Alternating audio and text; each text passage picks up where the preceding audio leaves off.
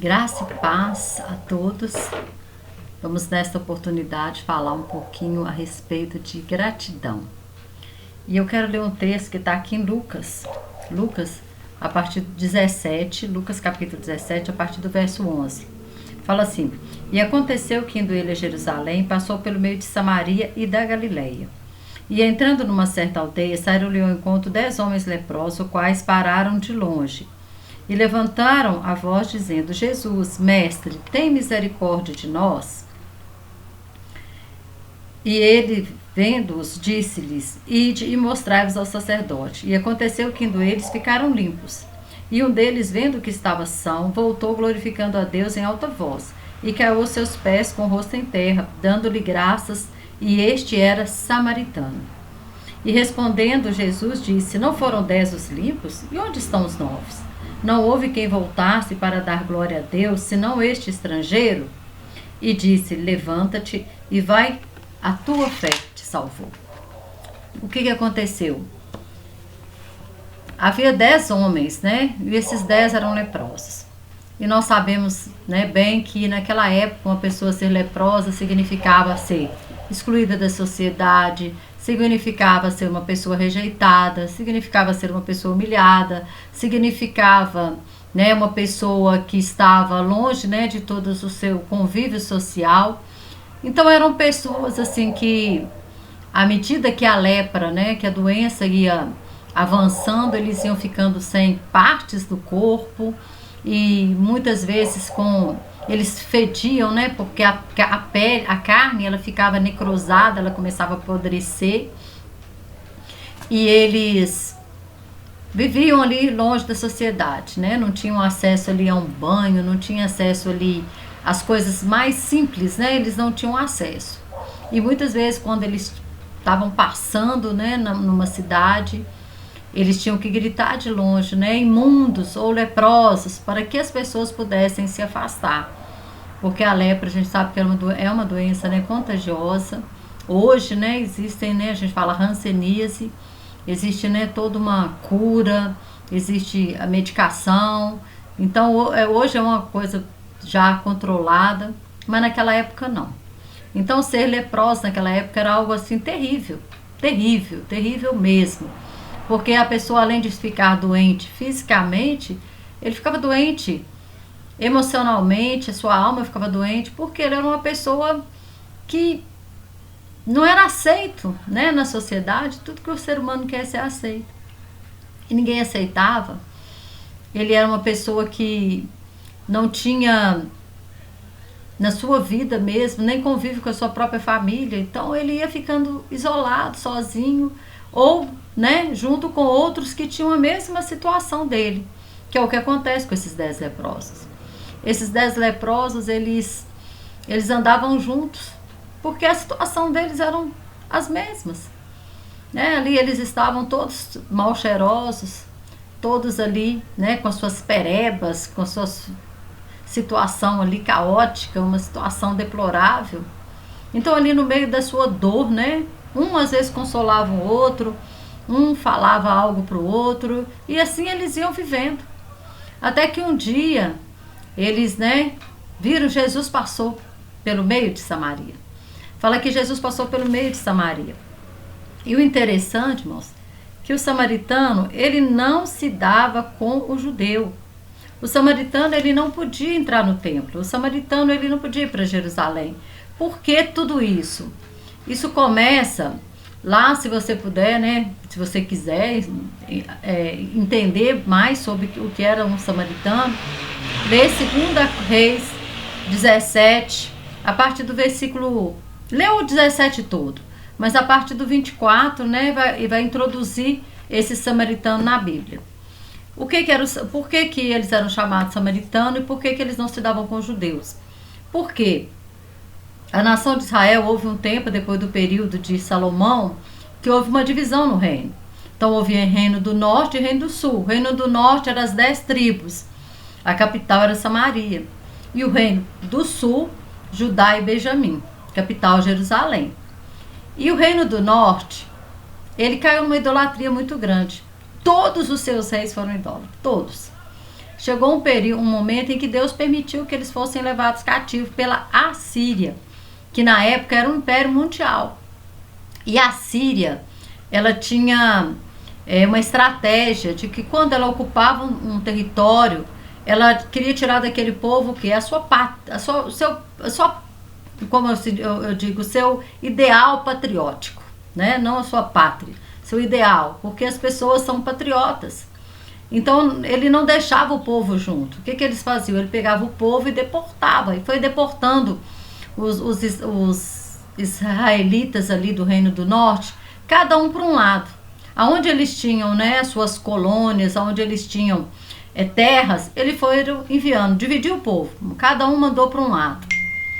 Mas havia sempre aquele judeu que não era interessante levar cativo, eles não tinham interesse, por exemplo, as pessoas mais pobres, as pessoas doentes, os velhos, né, aquelas pessoas que muitas vezes não iam nem aguentar uma viagem, porque naquela época a viagem, principalmente escrava, era a pé, né, e muitas vezes até descalço. Então havia aqueles que não iam nem aguentar a viagem.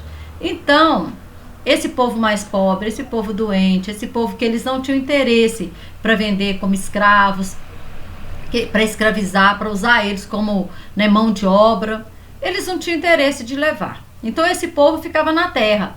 Mas aí o que eles fizeram? Eles tiraram os israelitas então da sua terra, aqueles que eles tinham interesse, que eram, né, os jovens, os homens que eles podiam usar na guerra, as mulheres virgens, né? Então eles levaram esses que eles tinham interesse. Aqueles que não tinham interesse, eles deixaram. Assim como eles levaram esse povo, eles também trouxeram povo de outros lugares. Aí se você ler lá, você vai ver que fala que veio povos de vários locais.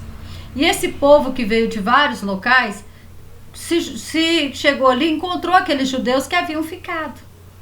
E aí aquele povo que veio, né, trazido pela Síria, se juntou com esses judeus ali e formou então o povo samaritano. Né? E eles eram idólatras, adoravam outros deuses, eles não conheciam o costume da terra. Lê lá em 2 Reis, a partir do 24, que você vai ver. E aí fala que os leões começaram a comer eles, porque eles começaram a adorar outros deuses ali em Israel. E aí eles falaram assim, olha, aí mandaram sacerdotes para lá para ensinar o costume do Deus da terra, né? Ou seja, o costume de Deus, né? Do Deus de Israel. Só que os samaritanos, o que eles faziam? Eles adoravam a Deus e adoravam os seus deuses também. Então eles eram essa mistura de crença, mistura de povo, porque eles casaram com aqueles judeus que ficaram. Quando os judeus do Reino do Sul, eles foram também levados cativos e voltaram, eles encontraram esse povo. Só que eles não aceitaram esse povo, porque o Reino do Sul ele foi levado cativo por causa também da idolatria. E lá na Babilônia eles aprenderam a não ser mais idólatra. Lá na Babilônia eles aprenderam a não se misturar com outros povos, porque todos os outros povos eram idólatras. E quando havia mistura de povos, havia idolatria. Porque a única nação monoteísta era Israel. Todas as outras nações eram politeístas, adoravam vários deuses. Então, quando Jesus ele vem, na época de Jesus havia todo esse choque entre judeu e samaritano. Eles não se davam. Tanto que a Judéia era no sul, Samaria ao meio, a Galileia lá no norte.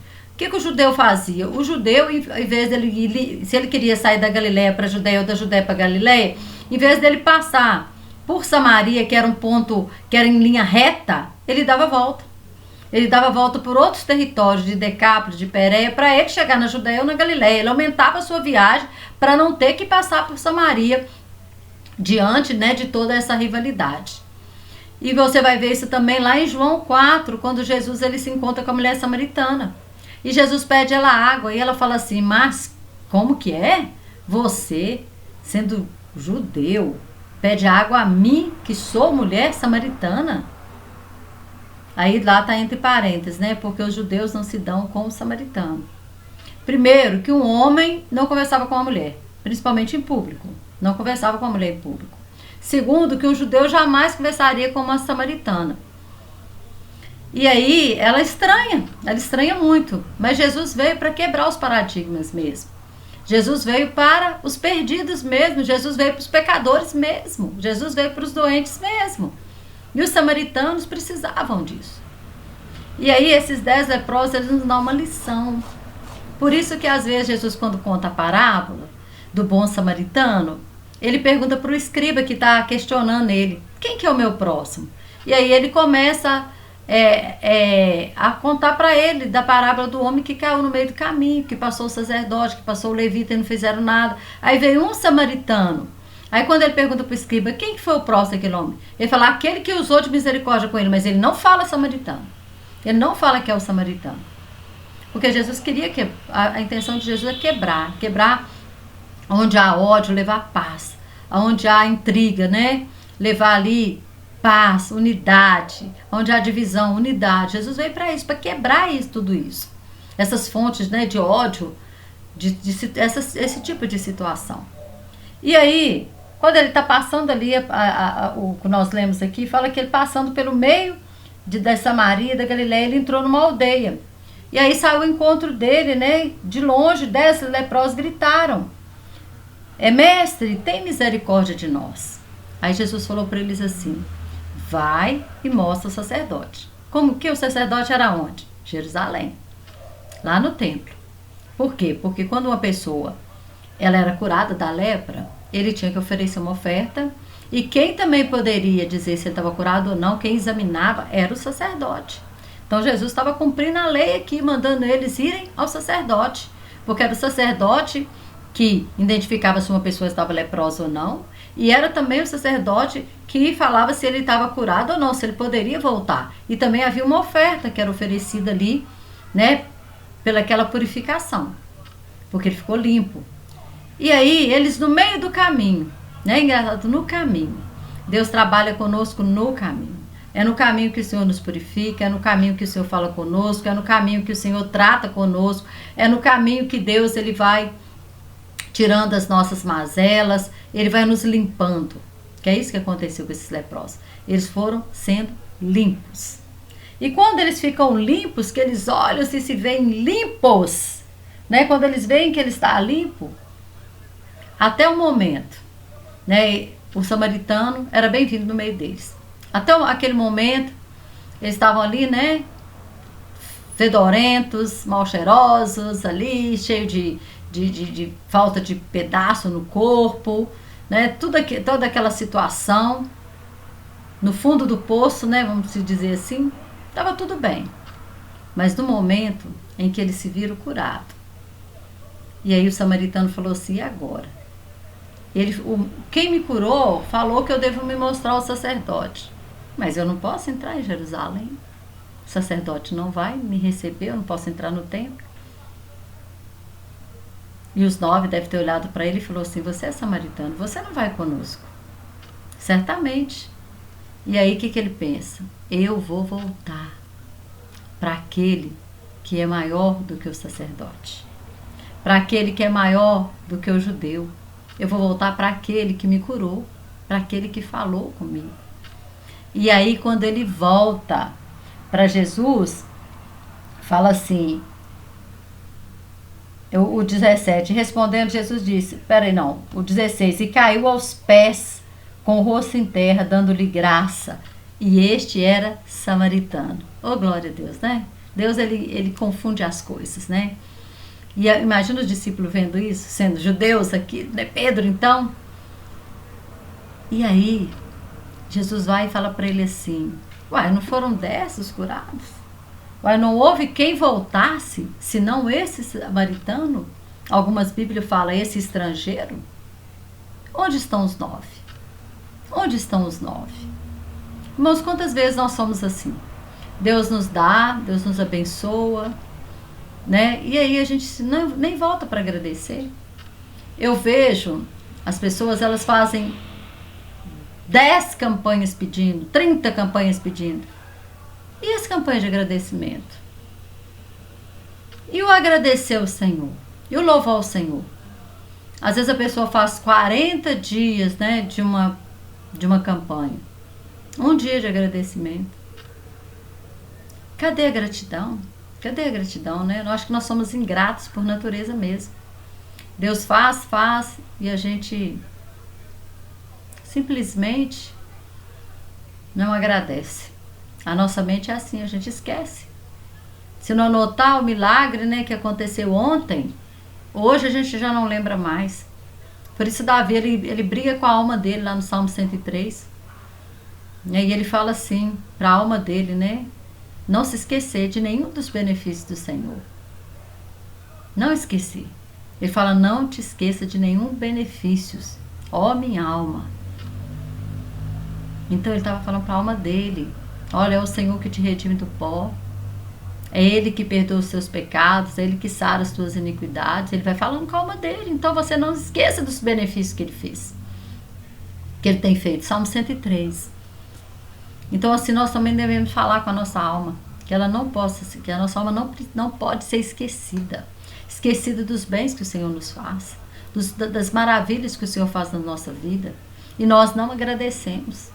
Fazemos como esses 9 que simplesmente foram embora. Tô limpo, glória a Deus, agora eu vou para casa, agora eu vou rever minha família, agora eu vou, né? Devem ter falado ter muitos sonhos, né? E eles não estavam errados não, porque eles viveram né?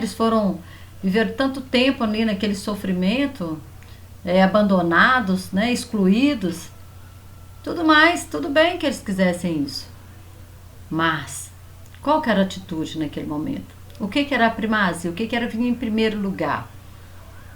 Voltar e agradecer. Voltar e agradecer. Hoje em dia, quando alguém faz um ato de bondade, aparece na televisão, como se fosse um herói. Gente, isso é a nossa obrigação. Agradecer é a nossa obrigação. Ser honesto é a nossa obrigação. Uma pessoa acha um dinheiro e devolve. Nossa, passa até na televisão porque a pessoa devolveu aquilo. Peraí, isso é obrigação. Isso é ser honesto. E aí, a honestidade, né, ela tá tão fora de moda que quando alguém é honesto, nossa, vira até herói. E aqui esse samaritano, o que acontece? Só ele volta. Por quê? Porque ele não podia ir para o templo, ele não podia ir em Jerusalém. E aí, mas só que nós vemos o quê? Né? Ele sabia o que era sofrer. Talvez antes de ter a lepra, ele sabia o que era ser excluído. Ele já sabia, porque o samaritano era excluído. Os judeus nem falavam com o samaritano, nem se aproximavam.